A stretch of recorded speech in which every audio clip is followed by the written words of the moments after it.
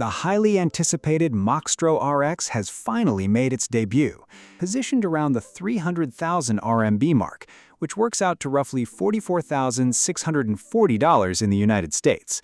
So, let's take a detailed look at what makes this brand new RX stand out. A quick shout out to our automotive partner in China for sharing this video and helping make it possible. Thank you for your support. Hey everyone, it's Michael from motortorque.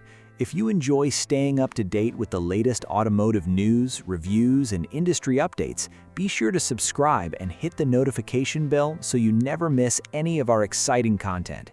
Thanks for watching, and let's get started. The first thing that immediately grabs your attention is the design. The proportions and stance are beautiful. It almost looks like a warhorse ready to charge, while completely avoiding the heavy, bulky appearance you normally associate with traditional SUVs. Its overall length, wheelbase, and width follow the standard 5:3:2 proportions. Let's begin at the front. The nose appears extremely long, while the raised and dramatic design gives the vehicle a strong sense of power. I especially like the gold detailing. This particular paint is called Aurora Green. Compared with the main lightning blue color, it's darker and more understated, but it still has a subtle gradient effect. My favorite feature up front has to be the pair of Zero model headlights. They look absolutely stunning. Starting from the upper section of the frame, the headlights incorporate an air duct design. It's a continuous air duct, topped off by a crystal-like trim panel. That little detail really acts as the finishing touch. It's bright, elegant, and adds another level of sophistication to the whole vehicle. When the driver assistance system is activated, small blue lights illuminate, almost resembling a pair of human eyes. It's a tiny design element, but it gives the front end a surprisingly lively and agile character. From there, the body drops down at a dramatic angle, almost like a boomerang. Combined with the sporty front bumper, this makes the entire front section look extremely sharp and aggressive. You can immediately look at it and think, wow, this thing is seriously sporty. If you choose the Ortega version, you also get a black badge on the C-pillar, while the front bumper and rear diffuser receive an even sportier, more aggressive treatment. Personally, I think that version looks even cooler. Another striking feature is the extremely long hood, which takes up almost a third of the vehicle's total body length. It also supports the double knock function for opening the front trunk. The system is very responsive and genuinely useful. Inside, the front trunk has a trapezoidal layout, and once we move around to the side, you'll notice that the aerodynamic theme continues. For example, the wheel arches are recessed inward, allowing air to flow through them more easily.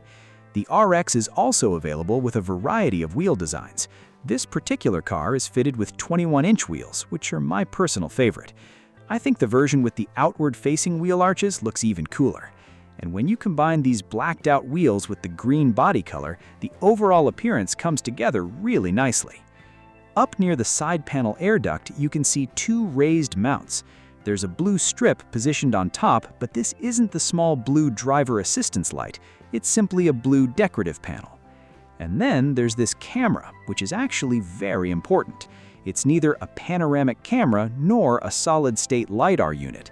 Instead, it's a camera for the streaming rearview mirror. In the past, many vehicles that offered a streaming rearview mirror required you to remove the traditional physical mirror. Honestly, that was a pretty silly compromise. With the RX, you get both systems together, so there's no need to choose between them. When visibility is poor, such as during rainy weather, you can rely on the electronic rear view display, which provides views on both sides. But if you simply prefer the traditional setup, you can use the physical mirror instead. It removes the need for the owner to make that compromise. Moving on to the mirrors, you can see that they follow the same continuous design language. Even these small details look carefully considered. It almost feels like the designers are obsessed with airflow, and that's actually quite interesting. The entire side profile has a very fast, sloping roofline, giving the RX a dynamic silhouette. The door handle opening is also quite large. When you first pull it out, it functions as an electric door handle. If you pull harder, it switches to a mechanical operation. And if you press the button, yes, the RX can also be equipped with electric doors. That's a pretty interesting feature for a vehicle in this category. Now let's move to the rear, which is probably my favorite section of the entire vehicle. The wide-body treatment along the sides gives the RX a seriously muscular appearance. Combine that with the raised, arched bumper detail, the long hood, and the overall body shape, and you get a vehicle that looks like it's constantly leaning forward, almost like it's ready to sprint. The result is powerful, aggressive, and incredibly stylish. Basically, it looks very cool. The rear wheel arches and fenders are also recessed, continuing the aerodynamic approach and making the rear section feel even more powerful. As the wide-body design flows towards the back, it creates a particularly dramatic angle, almost forming a trapezoidal shape. Then there's the rear diffuser. On the Ultra version, the entire rear section is blacked out, with a continuous air duct extending towards the small rear spoiler. I've also heard that a carbon fiber kit is available as an optional upgrade. Overall, the rear has a very muscular appearance, the kind of design that makes you want to get behind the wheel immediately. The taillights continue the same design philosophy, carrying over the styling seen on the previous R7 and S7. However, they've been compressed and sharpened, giving them a much stronger visual impact. The lights themselves look refined and extremely bright. You'll also notice that the rear badges are completely blacked out, which adds even more to the sporty character.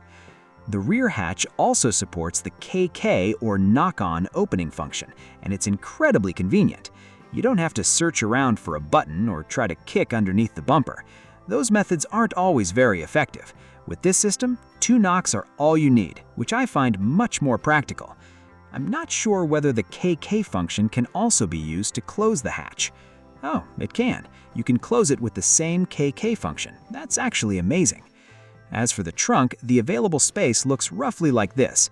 Because the RX uses a fastback style design, the cargo area isn't quite as large as what you get with the R7's more streamlined shape. However, there's a large recessed storage area underneath, and the entire panel can be removed.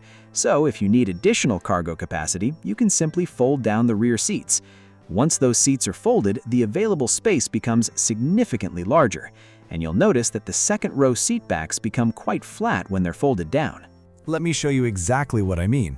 I'm 179.8 centimeters tall, and even at my height, sleeping inside the car isn't a problem at all.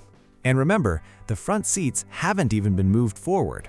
So, after taking a look at the exterior of this GUX, how would you score it from 1 to 10? Personally, I think it's the coolest looking model among the FUA-style cars. Now that we've finished checking out the exterior, let's step inside. For the interior section, I'll need to add a voiceover because my DJI Poke 4 is once again having issues connecting to the DJI microphone. The audio keeps cutting in and out, so unfortunately, it's basically unusable. That's pretty much the situation. You can still get a good idea of the interior from the footage. And honestly, DJI still hasn't fixed this problem. It's really frustrating because it just creates more work for me. As you can see, the RX's cabin has a distinctly sporty character. The interior color combination is called crimson white, using a black and white theme. Along the door panels, you'll find red stitching and a textured, flowing pattern that looks a lot like the markings on a racing track. The displays on the sides function as streaming rear-view mirrors, and they're especially useful when driving in heavy rain or at night. Of course, traditional interior rear-view mirrors are still included as well. The door opening controls are electric, but there's also a physical mechanism available for opening the doors. Up in the center, underneath the streaming rear-view mirror, there are already installed screw mounts and power connectors. There are also 2 threaded connectors on the dashboard that provide power, which gives the interior a lot of room for expansion and customization. The steering wheel is wrapped in perforated Nappa leather, so it feels very comfortable in your hands. With the metallic gray trim and red stitching, the whole thing almost gives off an AMG-like vibe. When you change the driving mode or activate boost mode, the entire user interface changes along with it, making the experience feel very integrated. In boost mode, the motor gets a 10% increase in torque, giving you quicker and more direct power delivery. It also activates the exhaust sound. There's also an A button on the steering wheel, which is related to the vehicle's Level 3 driver assistance system. The central display is now extremely responsive and very fast, and there's a little detail I really enjoy. Whenever you call up the small wing, it actually turns towards you. It almost makes the infotainment system feel like it's alive. You can also manually adjust it with your hands, tilting the screen forward, backward, left, or right. One of the small details I particularly like is the soft padding on both sides of the center console. It's designed to keep the console from pressing into your legs, which is especially comfortable for slimmer people like me. In the past, this kind of soft padding treatment was mostly something you'd find in luxury cars, such as Aston Martin. The small storage compartment in the center console has a carbon fiber-like texture. At the rear, there are several magnetic contact points that can be used to attach things like plush toys, tissue boxes, or customized knobs. There's also a large magnetic area at the front of the Star Ring 30, which gives you enough space to attach several plush toys or tissue boxes. Actually, the knob here is now being used to operate the sunshade. And this sunshade deserves some serious praise. It uses an internal sunshade arrangement with 2 layers of glass and the shade positioned between them. That gives it excellent heat insulation. During my testing, I didn't feel any burning heat on the top of my head at all. A lot of new energy vehicles today have this issue. Because the battery pack underneath the floor is relatively thick, manufacturers often use panoramic glass roofs to save a little headroom. They may advertise these roofs as blocking a large amount of ultraviolet light, and yes, they can block sunlight, but that doesn't necessarily mean they can keep out the heat. That kind of advertising can really walk a fine line. I previously owned a 6B sedan, and during summer, the heat coming through the roof in the rear seat was so intense that it felt like my head was going to explode. So if you genuinely want effective heat insulation, you still need a physical sunshade. The refrigerator is also designed so that it can be opened from either side. It uses refrigerant, so when you leave the vehicle parked in hot summer weather, the cooling effect lasts longer. Below the center console, there's another storage area equipped with a fragrance diffuser, a USB port, and a small hook. You can also get a good idea of the glove box capacity here. It's roughly large enough for an adult-sized amount of storage. It uses a physical button, so opening is straightforward. There's also an 8.88-inch display positioned in front of the passenger seat, but judging from its proportions, it clearly isn't intended for watching content. Instead, you can think of it more as an electronic inspiration display, showing different doll themes. It also provides some additional functions, including a visual warning when you're getting out of the vehicle. And with future software updates, you should be able to tap the screen directly to close the doors, since this car can be equipped with the optional power door system. The GUX also comes with what are called intelligent wraparound seats, and these seats are quite impressive. For starters, they make extensive use of aerospace-grade aluminum alloy. Compared with conventional steel-framed seats, this reduces weight by around 8 kilograms, giving them a combination of lightweight and strong body support. The vehicle also uses 98 sensors, allowing the seats to automatically adapt to your body shape, weight, and posture. The result is a much more personalized seating experience. The side support is particularly impressive. There are 2 active side supports working together with a high-flow air pump. This allows the seats to react almost immediately to changes in the vehicle's movement, such as a sharp turn of the steering wheel. The response is extremely quick. That high-flow air pump also allows the massage function to deliver greater intensity. And that's essentially why these are called intelligent wraparound seats. Instead of following the traditional SUV philosophy of simply creating a soft, sofa-like seating experience, the GUX puts more emphasis on lightweight construction and strong body support, while still maintaining a high level of comfort. Then there's the actual seating support itself. Both front seats are zero-gravity seats. With one press, they begin adjusting, and the leg rests provide excellent support, so you can recline in the front and comfortably use it as a place to rest. Now I've returned the front seats to a normal driving position. Let's head to the back and see how much space we have.